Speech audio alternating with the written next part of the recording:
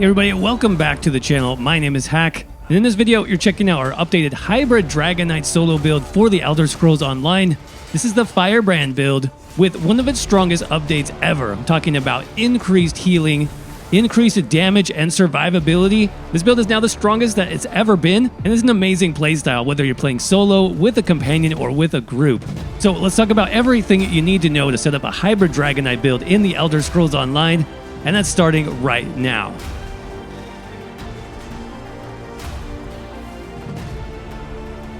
Right, everybody, we are back on the Dragonknight with an updated hybrid solo build for the Elder Scrolls Online. It's going to be our updated FIREBRAND setup for Update 33 and the Ascending Tides DLC. This one is a good one, guys. This build is stronger than ever. Actually, hybrid builds in general are extremely strong this patch.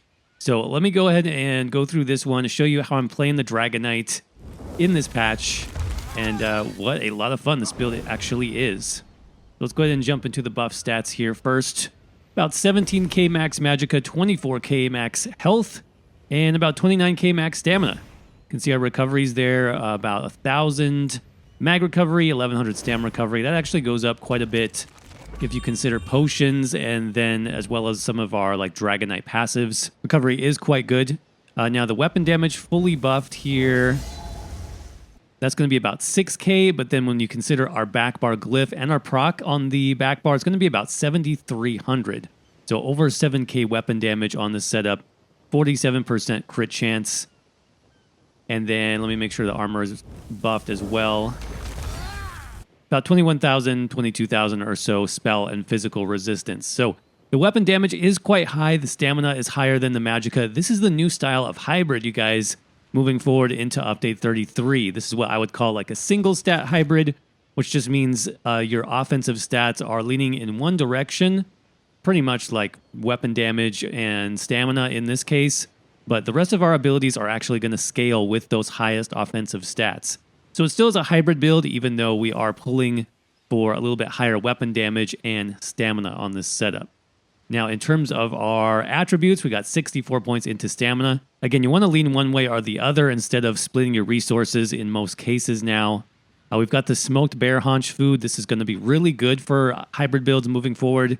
In Update 33, that's because it gives us max health, plus all of our recoveries. This is very good on the Dragonknight. Got the Thief Mundus stone for that extra crit chance. I think this is pretty essential for a lot of builds this patch. Definitely the Thief or maybe the Lover Mundus as well. We got lots of nice buffs here. Major Prophecy, Major Savagery, Minor Protection. We'll talk about how we get all of those. Now, in terms of the potions here, definitely tri-stat potions. The Dragonknight class, more than any, is pretty resource intensive. A lot of our abilities cost a little bit more, and we're using lots of magicka and stamina skills. So tri-stat pots, if you can get them. If not, just basic stamina and magicka potions, and you'll kind of alternate between whichever resource is lowest. That's probably the best way to do it. And then as far as the race, lots of good options, actually. I went with Dark Elf, and again, for the Dragonknight, you're using a lot of magicka skills, a lot of stamina skills. So as much of those stats as you can get, you can see the dynamic passive gives us about 2k max magicka and max stamina. That feels really good on the Dragonknight this patch. You also get the flame resistance, and the weapon and spell damage is good as well. Other good options this patch would be Imperial. That's one of my favorites. You get the nice cost reduction. That would help a lot on this build, to be honest. You can even make this work on a High Elf or an Orc or a Khajiit, something like that. Pretty much any race in the game you can make work. But I think that covers the basic setup. So let's go ahead and jump into the gear sets next. Show you what sets we're making use of. So in terms of the body set, I'm using Hexos Ward. And Hexos is a great all-around solo set.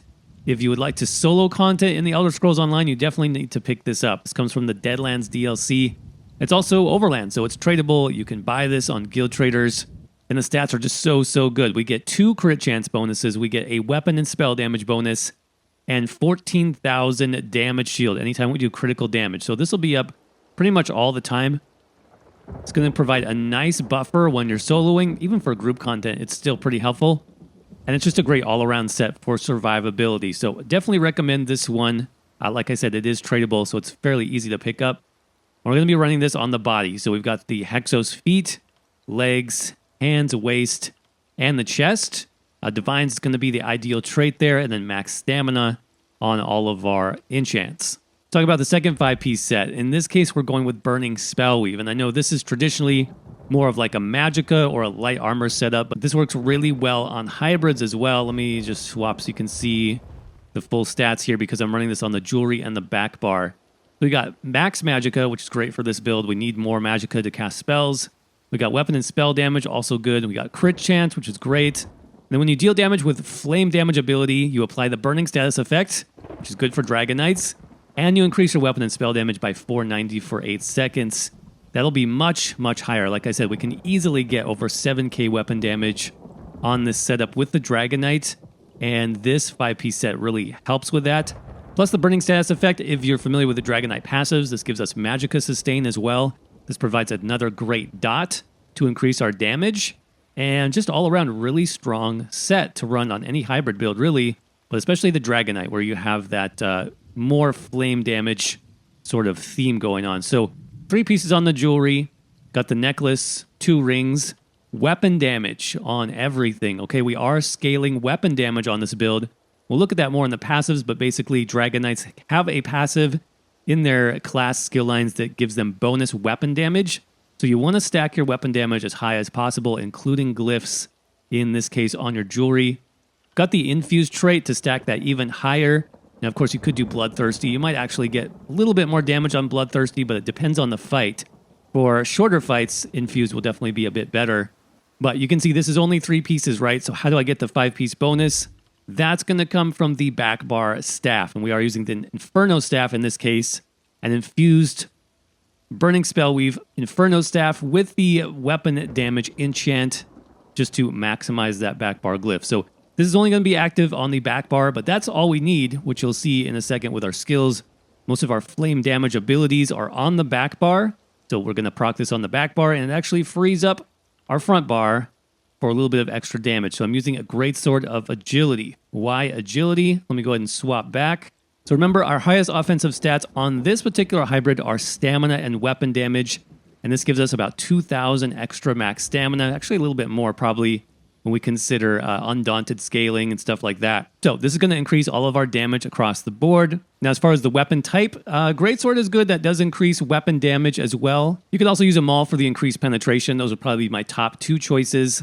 Now, I do prefer a precise trait on this front bar weapon. That's going to be really important for maximizing that crit chance.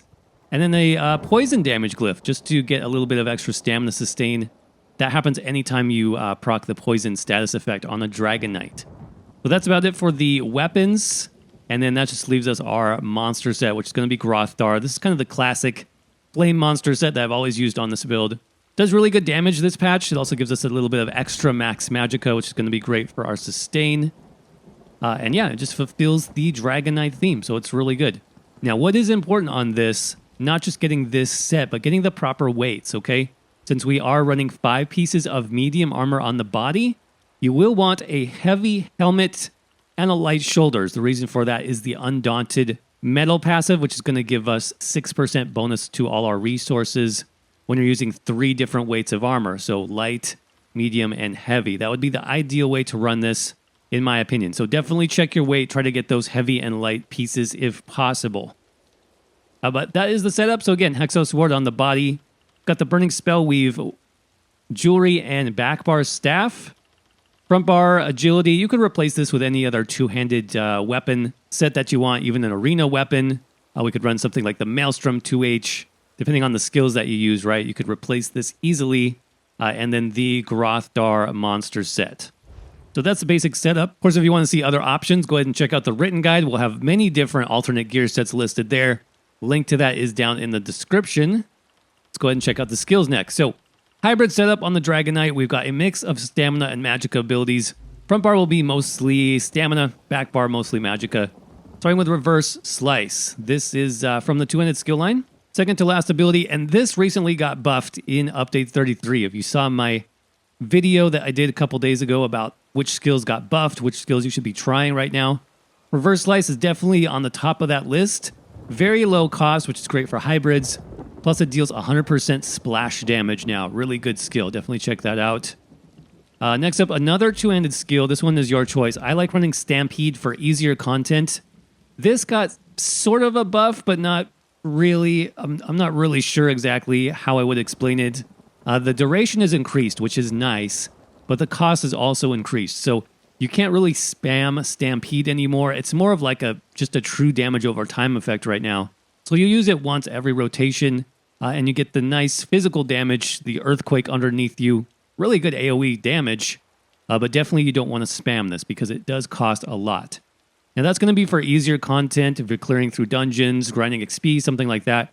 If you need a little bit more survivability, definitely swap in Brawler in place of Stampede. This is going to give you a nice damage shield, which stacks based on how many enemies that you've hit. Next up, Barb Trap. This is going to come from the Fighters Guild skill line. Last ability here, this is just our good single target dot, as well as minor force. So we want that extra critical damage on this build as well. Then we got our main DPS skill, Dizzying Swing. That's back in the two-handed skill line. Really good ability. You can use the other morph if you would like for slightly more damage. I still prefer Dizzying Swing because of off balance. Remember that if you heavy attack an off balance target, you get tons of sustain back. Probably about 5,000 stamina or so on each heavy attack if that target is off balance. So it's a good way to recover, your main resource on the hybrid build where your resources are a little bit more limited. That's why I prefer it for that off balance proc. And then our nice heal on the front bar, Cauterize. This comes from Ardent Flame. Last ability here. Really strong heal this patch. Remember, this will scale off your highest resources. Plus, it is giving you both of your major critical buffs that you need. So, Major Prophecy and Major Savagery this patch, increasing your crit chance by about 12%. And when this thing crit heals easily over like 10k healing, look, 13k crit heal. That's pretty juicy. Now, if you have a dedicated healer or you're playing with a companion healer, you could swap this out. You could do the other more damaging morph, Flames of Oblivion, get some more DPS on your build. That's a good option too. Ultimate on the front bar, this is mostly for solo play, is going to be Temporal Guard. It comes from the Psijic Order skill line. We'll want this basically for the minor protection, so a little bit of decreased damage on the front bar. That's why I run it. It's more like a passive ultimate. Plus, you get a nice damage shield while blocking, so that is good as well. Let's go ahead and swap to the back bar. Check these out, starting with Noxious Breath. That comes from the Ardent Flame skill line. That's your third ability there. This does very good damage over time, AoE damage, plus Major Breach. So on any sort of solo setup, you want some form of Major Breach. This is a nice way to get it on the Dragonknight class for sure. Next skill, we got Blockade of Fire. This comes from the Destruction Staff skill line. That's our second ability here. The Blockade is important for a couple of reasons. One, this is a quick flame damage skill that's going to make sure that you proc your Burning Spellweave on the back bar. Plus, it's also giving you that infused back bar glyph. So I would say in total, using this skill with the glyph, with Burning Spellweave, that's at least 1,300 to 1,400 extra weapon damage on this setup. It's extremely important to keep this up in your rotation, so just keep that in mind. And then we got Burning Embers, another back bar dot. This is our dot plus heal. So second ability from the Ardent Flame skill line. This did get buffed in update 33. You can see we're healing for over 100% of the damage done, and that's for every tick of the dot, plus the upfront flame damage for the Claw Strike, plus guaranteed burning status effect. So if your, Blockade of Fire doesn't proc Burning Spellweave, this is guaranteed to proc it either way. So good skill. Remember, the heal on this can be applied to multiple targets. So if you're facing off against a big group of enemies, go ahead and slash, 3-4 enemies at the same time when you're on your back bar, because that's going to just triple, quadruple your healing. It's a really good option for survivability this patch. For our armor buff, of course, we got the Volatile Armor skill from Draconic Power. It's pretty good armor buff. It also gives you some nice passives. And then Molten Armaments comes from Earth and Heart. This is our damage buff. We actually get Major Brutality and Minor Brutality from this when we look at the Dragonknight passive, so we'll check that out in a minute. And then your ultimate here, kind of up to you. I like Standard of Might for the most damage possible once you rip this off at the beginning. Make sure all your dots are applied first, obviously. Drop your ultimate, and then you're just going to get a ton of damage coming out from your build for 20 seconds. If you want something a little bit more flexible, more mobility, more survivability, I would use Ferocious Leap from Draconic Power. This thing is really good as well. This knocks down enemies, does a big flame damage AoE. Plus, look at that damage shield. The shield is so strong on this ultimate. Really nice for survivability. So let's go ahead and do a quick rotation here so you can see how it all works. Going to use Standard of Might on the back bar. So go ahead and buff up with your weapon damage and your armor, and then apply those 3 back bar dots. And then we can drop an ultimate too, since that's ready. There's all the back bar stuff. We're going to use Stampede into Trap, and then do about 4-5 dizzying swings. You can use your heal, obviously, if you want, if you need it, on the front bar. And then we're just going to swap back, redo the dots. Front bar again.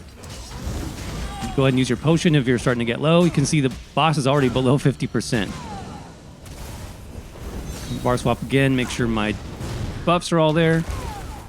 You see I'm taking very little damage because of that damage shield, but when I do, there's plenty of heals. Now here I could heavy attack if I wanted to get some extra resources.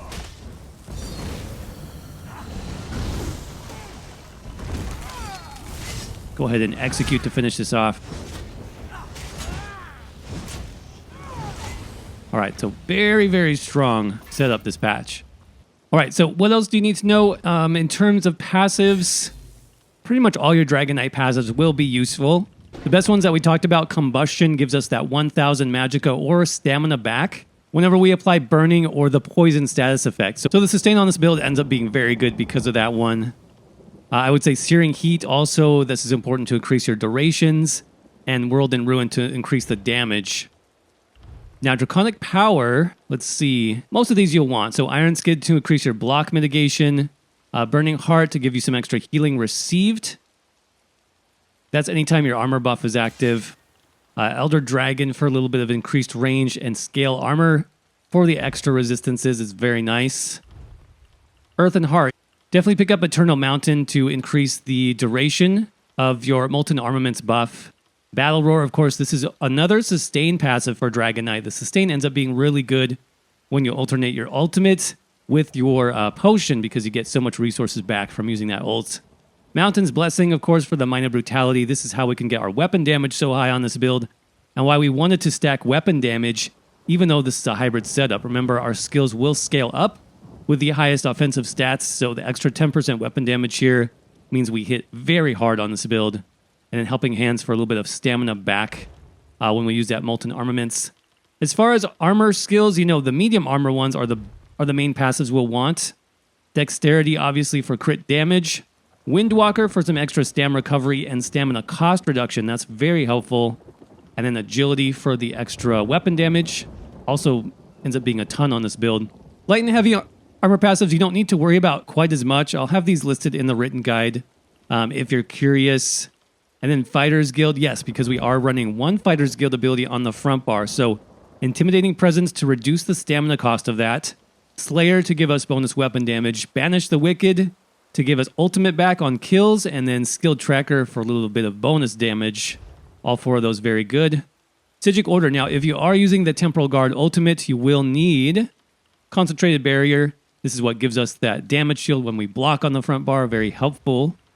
And then Undaunted, we mentioned this earlier. Undaunted Metal, without a doubt, is a huge bonus for this build if you're running it with 511. So 6% bonus health, stamina, and magicka. That is very good.